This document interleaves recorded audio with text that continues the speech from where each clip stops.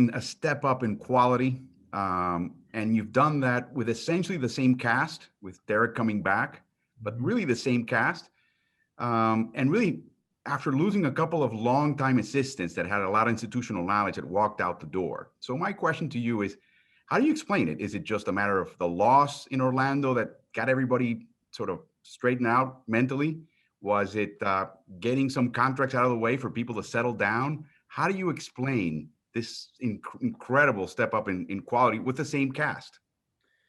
Well, with respect to the assistants too, anytime you have guys in your program, whether it be players or coaches that have opportunities, to advance and grow, and it's really a recognition of the work that they've done. And I think with those guys, that's reflected in the players and the ones that are still here. And I think our current staff, I feel like is one of the best staffs in the league, and that really goes to the improvement of our team. I think our players have really been committed to getting better and to developing.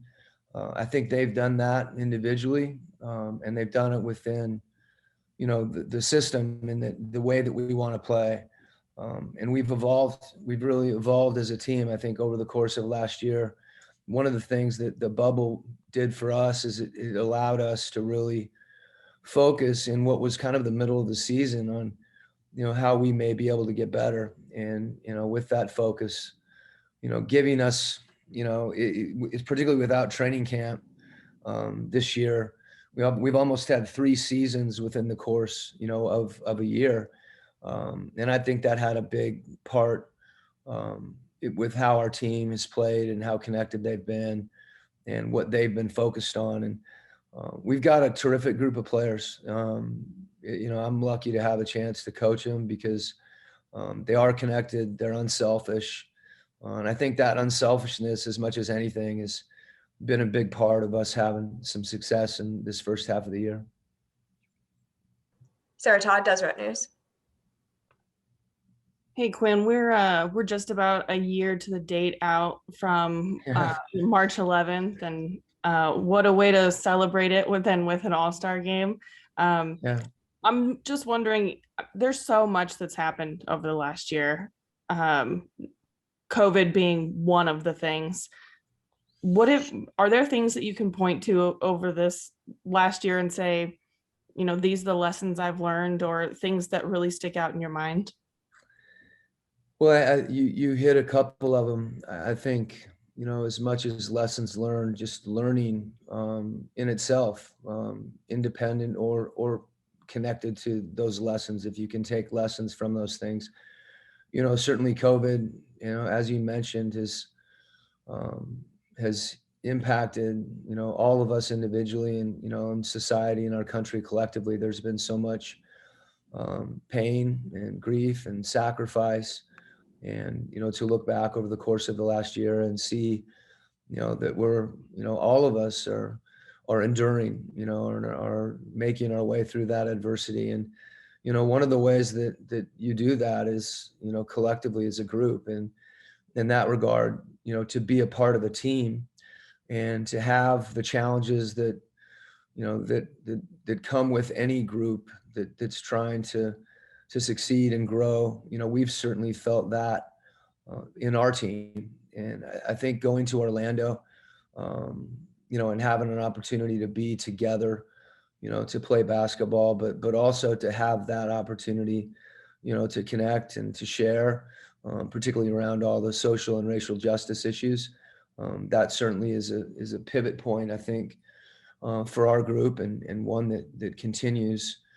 This past year, I've felt like, a lot of the growth and the adversity and the challenges that at least for our group and for us individually, that we went through, there's a growth process that takes place. And I think, even to the previous question about, how our team, how we're playing, there's a growth that's taken place, in on the court, as far as, whatever the style of play, our guys individually, and I think off the court as well, in the same context as guys have grown closer and the team's grown closer as a result of everything that we've been through. Dan Woike, LA Times. Hey, Quinn. Good to see you. Congratulations. Thank In your almost 3 decades of coaching, yeah. How has your practice plans changed and what you want to accomplish on a practice day? And what have been some of the negatives, do you think, to have? I know coaches always talk about wanting more practice time. This season, it's virtually impossible. How have you been able to kind of get around it? It's interesting you mention that because at the beginning of this year, I think being in the bubble, the format was so different. I think it really gave you a chance to reflect on how you've done things. And there's always, an evolution that occurs over time. Obviously, my practice plans from, when I was in Austin in the D League look a lot different because, I had one assistant. So there's different things that you're able to accomplish. And so there's growth and adaptation over time. But the experience we had this summer, I think, helped me really reflect. I actually asked all the guys on our staff to dig through old files. And I grabbed files from when I was in Atlanta and San Antonio. We had files from Brian Bailey from when he was in Germany and Mike Wells when he was at South Florida. And you go down the line, and I wanted to go through all that information as I was assessing, how we wanted to practice and if we wanted to make more significant adjustments, because you do adjust over time. But really something as simple as and maybe I'm getting into too much detail, but something as simple as like a template that you have for practice and the way the time is laid out. That process itself, will have a tendency to generate a specific result. So we changed some of that this year. The order of certain things, how we warm up. I felt like the emotional endurance and the mental, capacity of your team, given this situation, is just different, and how do we communicate those things? Do we watch film in the middle of practice? Do we watch film on the court instead of not spending as much time in a theater, which frankly is hard right now because of all the social distancing that we still experience. So it's been a good process for us. We still focus a lot on individual player development, but we've done that with more combinations of players to kind of get them more connected. We've done it more positionally. We've tried to make those things more situational because, that individual development is easier to schedule. But I really feel like, those are the building blocks for the team. So we've done a lot of different things. We haven't yet watched film on Zoom during the year. But I think film is the type of thing that, guys get fatigued with film as well. Sometimes we coaches, we love to show tape, and pretty soon, if they're not falling asleep, they're close to it, and then you have to go practice. So big emphasis on where you spend your time. As you said, there's so little of it, and it's precious, and how you allocate it, I think, is incredibly important. And, it's something we've really looked at this year. Eric Walden, Salt Lake Tribune. Hey, Q, good to see you. Hey, Eric. I was just wondering if you could kind of take us through your reaction when you found out kind of last minute that Mike was going to be a replacement for Devin Booker in the game and finally get that career achievement he's been looking for. Well, you were thrilled, and thrilled for Mike. I think everybody, all of his teammates as much as anything. And I think guys within the league too, he's got so much respect. And obviously you hate to see a player have to step out in order for that to happen. But I really don't think, I think that's inconsequential. I think that Mike being on the team, inconsequential, and that being part of the decision. I think he's so deserving on so many levels, and every year there's so many difficult decisions. So to see him rewarded, not just for this year, but obviously in particular for this year, particularly given, the adjustment process that he went through last year. Last year was probably one of his more difficult seasons, particularly given, how badly, he felt, or how badly he wanted to have a great year, and then to be subjected to some injury and the acclimation process. So for him to come back this year and play the way he has, he was playing that way the second half of last year, but it was a short stretch, and then he started to play that way in the bubble. So this has been coming, but the way that he's adapted and really put it all together this year, and what he's done for the team, it's, I don't know the exact numbers, but when you look at all the advanced metrics, I think he's got the highest plus minus in the league. There's certain things that we don't necessarily see on a box score that give you an idea of how impactful, he's been with our team and how important he's been to winning. So to have that recognized, is terrific. I know a lot of coaches that did vote for him anyway. And you just can't vote for everybody. So, for him to be able to participate in this game, and it stands alone for the season that he's had. And it's also somewhat of a lifetime achievement, that collectively over the years, everything that he's accomplished is also being recognized, here today. Jeff Zilgett, USA Today. Hey, Quinn. I apologize for another March 11th question, but as best as you can recall, what was your message to the team, while you guys were getting tested and waiting for test results that night? And then the second part's a little bit bigger picture question. You mentioned the growth of your team, and how incumbent, or how necessary was it for Rudy and Donovan, to find some common ground in order for you guys to be in the place you are right now today?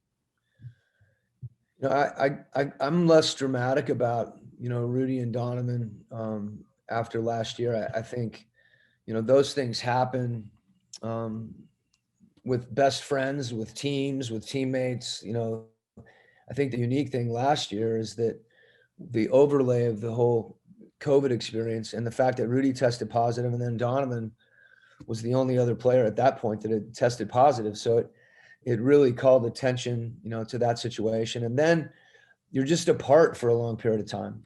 So kind of the natural process that you usually go through, not just as teammates, but as people, you don't see each other for a long period of time. You don't get a chance to, to address certain things. So that said, I think for our entire group, that experience and, the way that it impacted all of us has certainly been a touchstone. If, again, if you do look back, and, not that we were cohesive in many respects last year, but not like we are now. And that growth process, I think, is normal. In our case, it's just much easier to track because it was, there was the story and the narrative was so compelling, particularly given COVID, and then no one's playing. So a lot of attention given to us, really as a microcosm, and those guys in particular. So, you watch everybody play right now. You watch those two guys play, and that's a long time ago, literally and figuratively. So, part of that night was dealing with those things. There was so much chaos surrounding all the things we didn't know, and that created a lot of unease and unrest. Beginning with the way that the game was canceled. Obviously it was the right thing to do, but in the circumstance to be out there warming up and then to find out that you weren't going to play, and at that moment people having a little bit of an idea what was going on, but not entirely. So it was my job during that stretch to try to communicate with everyone, whether it be the broadcast group down the hall, the players, our staff, and there were just continual updates about what the next hour would look like. Chris Paul was nice enough to send us some refreshments, which is something we'll always look back on, and fondly for him. I don't know if he would have given us the same refreshments if we played the game. But it just goes to show you the empathy, I think, that a lot of people had, trying to figure out how long we were going to be in that room, whether we needed to bring cots in to sleep or we were trying to find a hotel room, which was really difficult. And, as you got further and further into it, you realized transportation was really going to be an issue. And there were a lot of people that, that worked hard to essentially, get us out of there, so to speak, and into a hotel eventually. But the uncertainty surrounding all those things, And maybe first and foremost, when we'd gotten tested, at that point, I don't think anybody knew what that was going to be like. My guess is the people that were doing the testing, it wasn't something that they were that familiar with doing. Seems like we just take it for granted now, but I can tell you the test was a little different then. It felt like it went up into your brain, and it was hard to keep from having a physical reaction. So I still got a few photographs of different guys being tested, and as you're going through that and trying to get through all that so we could actually leave. So there were so many factors that went into it, but it also was one of those experiences. You're just all there, for hours in the locker room, and I think everybody will look back on it in different ways, but it's certainly firmly implanted, on your brain, and something we'll all remember for slightly different reasons, be it personal ones as well. Thank you, Quinn. Mm-hmm. Joe Varden, The Athletic. Hi, Quinn. Thank you for that answer. That was great. So tonight, obviously, the coach on the other sideline, Doc, I mean, he just got word that his two best players for the regular season are out because of the COVID stuff. And I'm wondering how that hits you, not only as the all-star coach, but then also as one of 30, like, what if that were Rudy and Donovan? And I'm just wondering how you kind of weigh all this against the idea of having an all-star game in a pandemic to begin with. Well, the first thing I thought of when you said that, first of all, your sincere hope that everybody will recover without, any complications. For the most part, that's been the case, but we all know people that have been through, contracted the virus and haven't gotten the outcomes necessarily that are most common that many of us, or those of us, I should say, that have had the virus, experience. So that's always your first reaction is just, you hope everybody's okay.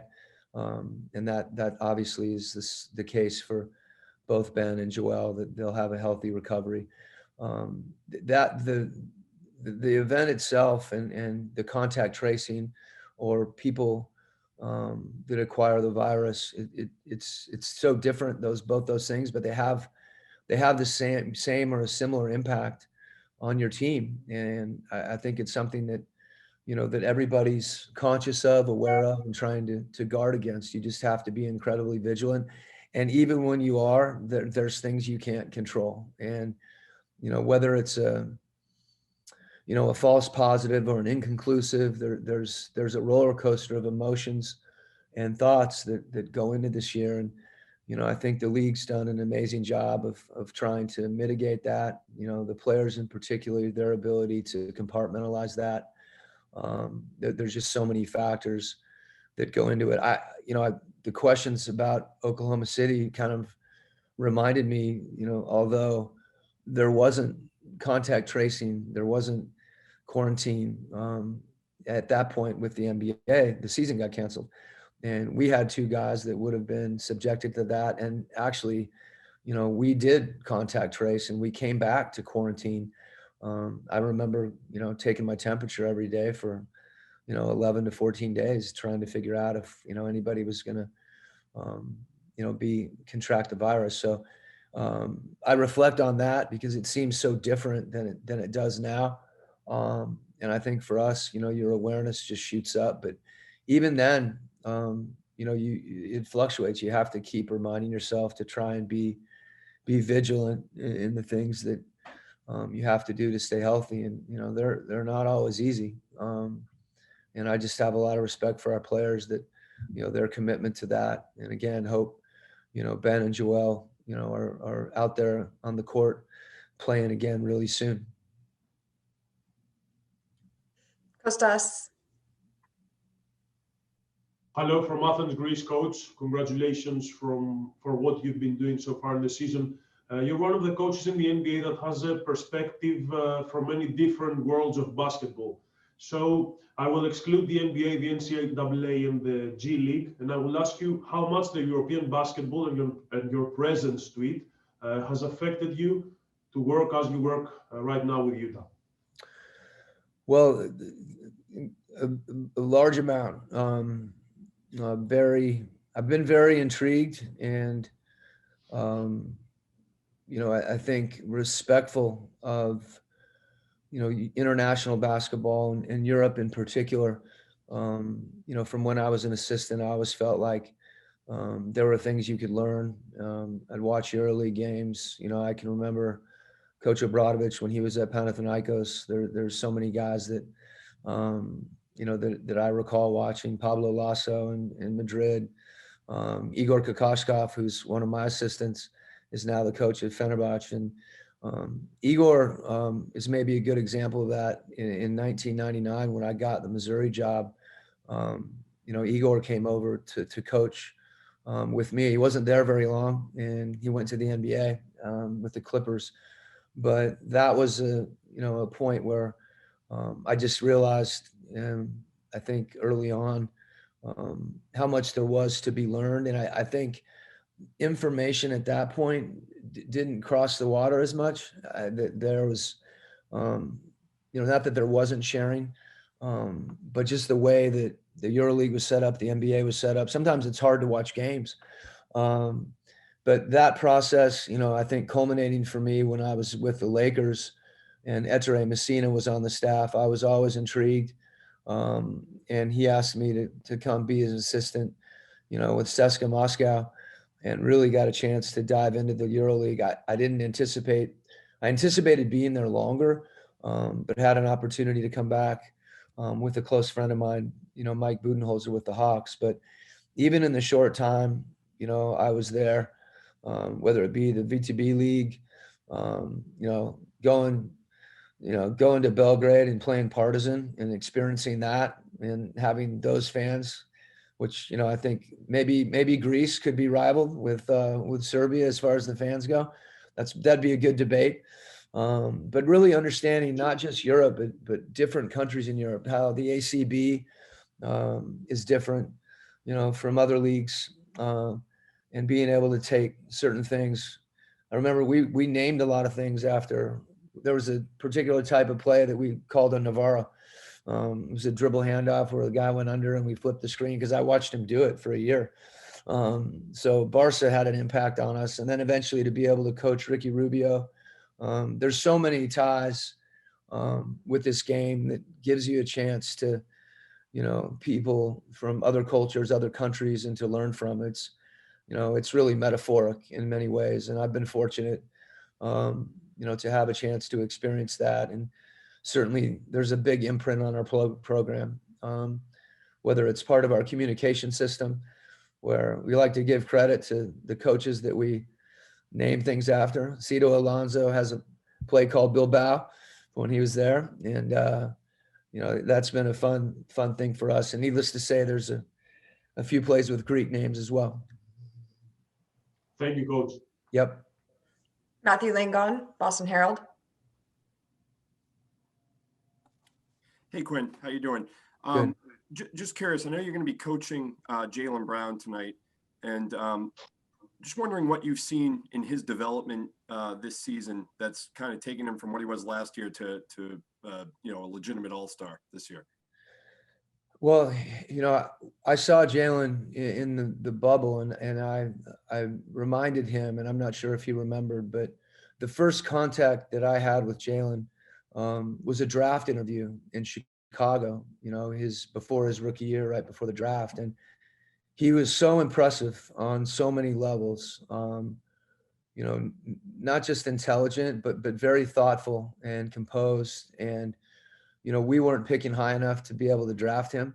But I can remember coming out of that meeting, and obviously, as a young player, he was extremely talented, but you also got the sense that this is a man who's going to grow and evolve, and he understands who he is and where he wants to go. And I think that's what's happened with his game. I think it's just, it's predictable that he would continue to grow the way he has as a player, because of his focus. And I think his self-awareness. And so it's not surprising to me. The obvious thing is, he's shooting the ball even more consistently, which I think is part of that, just kind of knowing where your shots are coming from and when they are.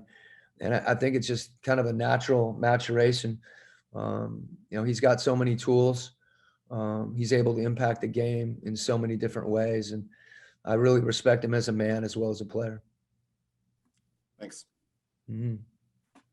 Kim Buford, LA News Observer. Hey, good afternoon, Coach. Hey, Kim. I'd like to ask you, you're part of this. You helped start this trend of this hotbed of talent coming out of the Pacific Northwest.